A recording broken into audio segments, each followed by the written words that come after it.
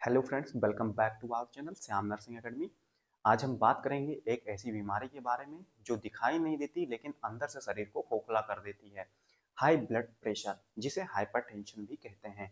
अगर आप या आपके घर में किसी को ब्लड प्रेशर है तो ये वीडियो पूरा देखिए। जान लेते हैं कि हाइपरटेंशन क्या है।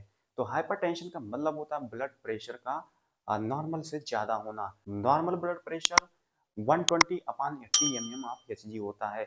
अगर ब्लड प्रेशर बार बार 140/90 से या उससे ज्यादा है तो उसे हाई ब्लड प्रेशर कहते हैं। अब जान लेते हैं कि ब्लड प्रेशर क्यों बढ़ती है या क्या कारण होते हैं जिससे ब्लड प्रेशर बढ़ जाते हैं। तो हाई ब्लड प्रेशर बढ़ने के कुछ कारण हैं, जैसे ज्यादा नमक खाना, स्ट्रेस ज्यादा लेना, मोटापा या ओबेसिटी ज्यादा होना, फिजिकल एक्टिविटी की कमी मतलब कि फिजिकल एक्टिविटी बिल्कुल ना करना, स्मोकिंग करना, अल्कोहलिज्म मतलब अल्कोहल का यूज करना, डायबिटीज। अगर फैमिली हिस्ट्री में किसी को है तो हाइपरटेंशन आप में भी देखा जा सकता है। 90% केसेस में ब्लड प्रेशर का एग्जैक्ट रीजन नहीं मिलता है। अब बात कर लेते हैं साइन एंड सिम्टम्स के बारे में। अगर किसी का ब्लड प्रेशर हाई है तो क्या सिम्टम्स शो होंगे। तो हाई ब्लड प्रेशर को साइलेंट किलर इसलिए कहते हैं क्योंकि ज्यादातर केसेस में कोई सिम्टम्स दिखाई नहीं देता है।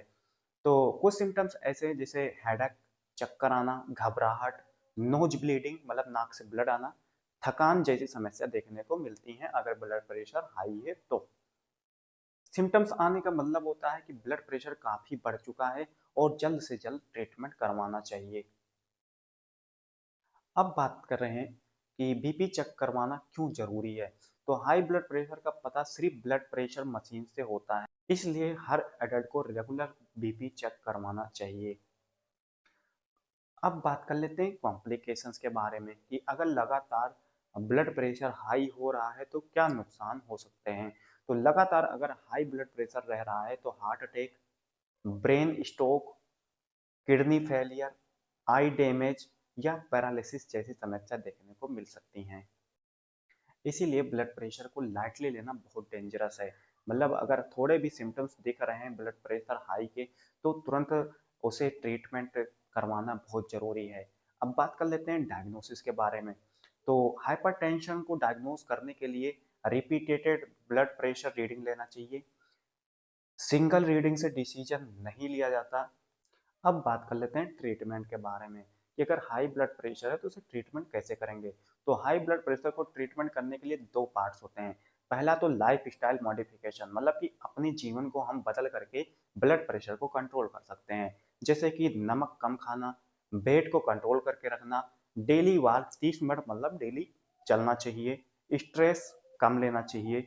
इससे हम अपने ब्लड प्रेशर को कंट्रोल करके रख सकते हैं। जो दूसरा होता है वो मेडिसिन्स। मेडिसिन्स का यूज करके हम ब्लड प्रेशर को कम करते हैं। तो जैसे ब्लड प्रेशर के बहुत सारे टेबलेट्स आते हैं उसका यूज करते हैं डॉक्टर के अकॉर्डिंग।